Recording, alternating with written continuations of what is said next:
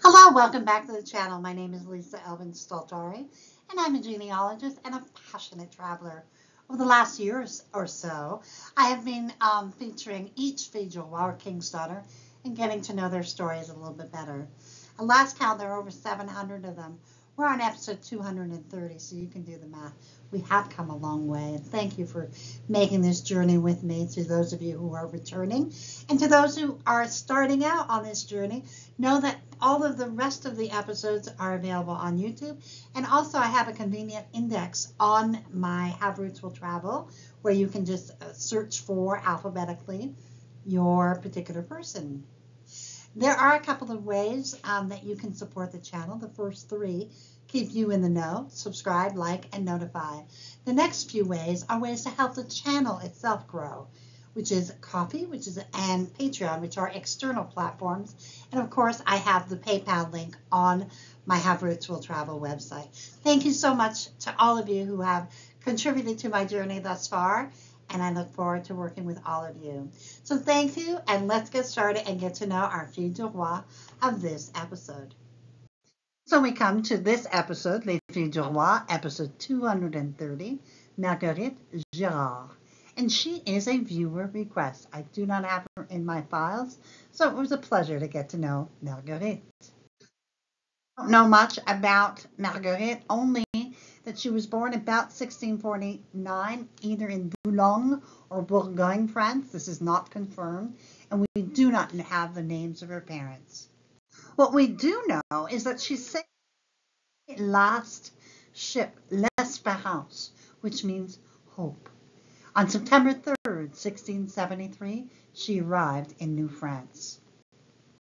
The groom that she would select, his name, Pierre Forcier.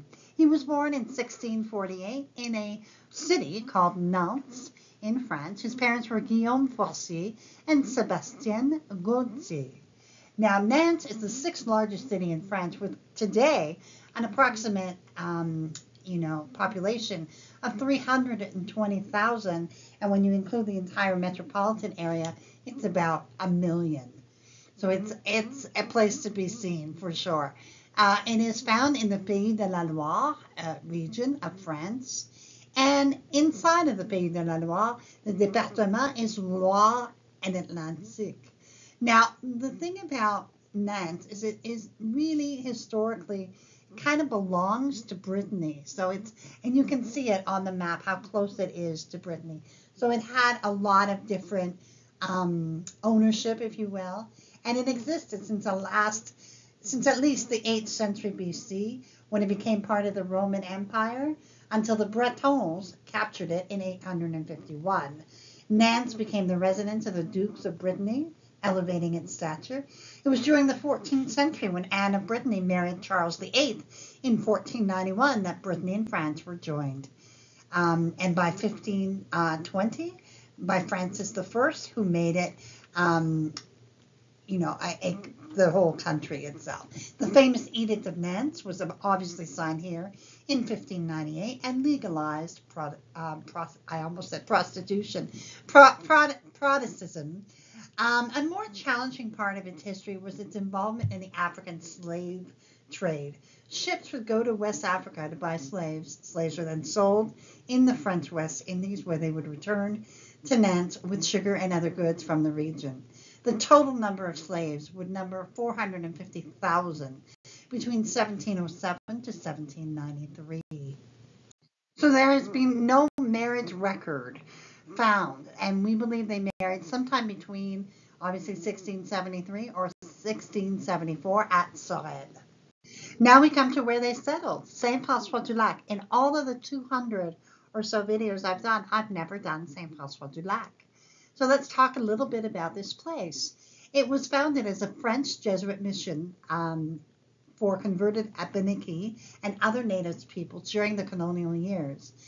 It grew very, very slowly.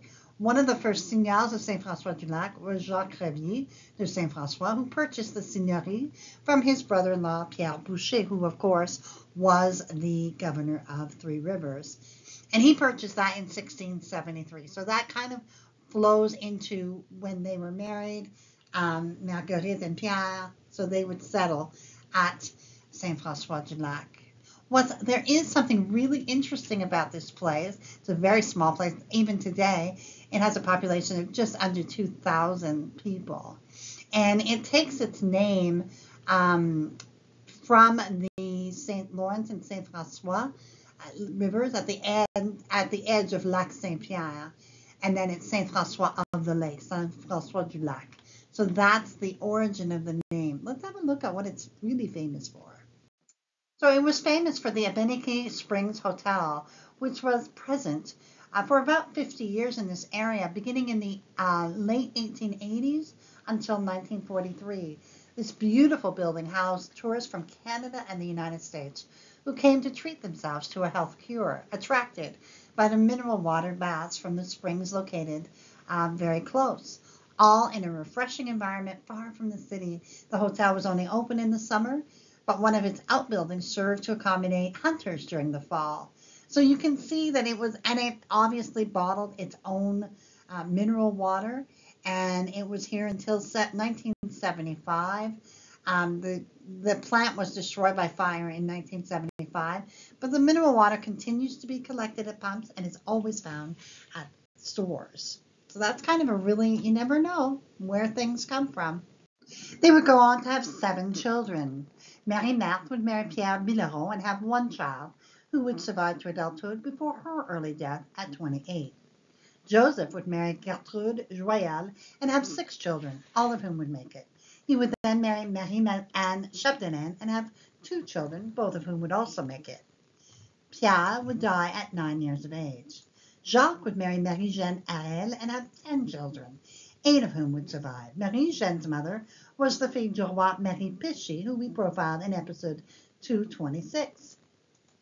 Marguerite would marry René Denny and have 10 children, 9 of whom would make it. René's mother was Perrine Lapierre, who we profiled in episode 157. Jean-Baptiste would die at 2 years of age. Charlotte, we have no other information. On May 18, 1690, Pierre was killed by the Iroquois. Here is the death record where it says Pierre Forcier and Jacques Vacher, I think it says, tué par les Iroquois. That is why we know how he died. One man dies in New France and another arrives. René Abraham de Desmarais in 1645 in a commune called Seconde-sur-Belle in France. His parents were Jean Abraham and Jeanne Brassard. You can see that he is part of the Nouvelle-Aquitaine region, and inside of there, he is part of the Département of Deux-Sèvres. There are currently about 500 people that live in that area, in that commune. The church here, Église Saint-Pierre et les Liens, is from the 11th century. René would go on to marry fille du roi Jeanne Blondeau and would have 3 children with her. He and his children would move to Saint-François-du-Lac after her death, where René would work in the fur trade business after 1688, and this is where presumably he and Marguerite would meet. So René and Marguerite were married November 30th, 1690. You remember that her first husband died in May, so 6 months later they are both getting remarried. Go on to have 2 more children. Pierre would marry Marie-Joseph Royal and have 8 children, all of whom would make it. Jean-Baptiste would marry Catherine Perrineau and have 2 children, both of whom would make it. He would then marry Marie-Françoise Denis and have 3 children, all of whom would make it. Marguerite and René would live on, both dying after 1716, which is the last time Marguerite is mentioned. At that time, Marguerite would have been at least 67 years or more, and René past 71. They would have been married 26 years or more. Marguerite and her 2 husbands would leave 77 descendants as of 1729. And here are some of my favorite resources. Obviously, today I'm going to focus on La Société des Filles du Roi, of which I am a member and the membership chairperson. And it is an extraordinary society that has been around almost 30 years. And they really focus on Les Filles du Roi. You can get a wonderful lineage certificate that has been approved by them. And there's a process to get approved, if you will. If you just want to join the society, you don't have to prove anything.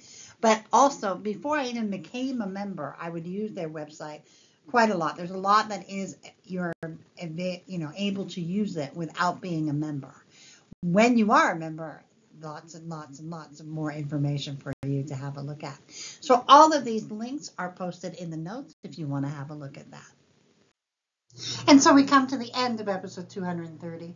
Wasn't Marguerite brave to, endure the loss of a husband through the most horrible means of being killed by the Iroquois, probably defending his land? She was left with those children to support and was able to make a new life. And that's really the study of these filles du roi. They just kept going. If death didn't take them, they would keep going. And many of them outlived many of us without any kind of, modern medicine. So we are very grateful for their tenacity, for their incredible, incredible persistence, and the greatest gift of all, themselves, and for making certain that their descendants are still among us. So thank you, Marguerite, for making that brave journey. We appreciate you, and we bless your memory. I also want to say thank you to all my patients and supporters. Couldn't do all of this without you. You really keep me going. So thank you to all of you for helping me along on this journey.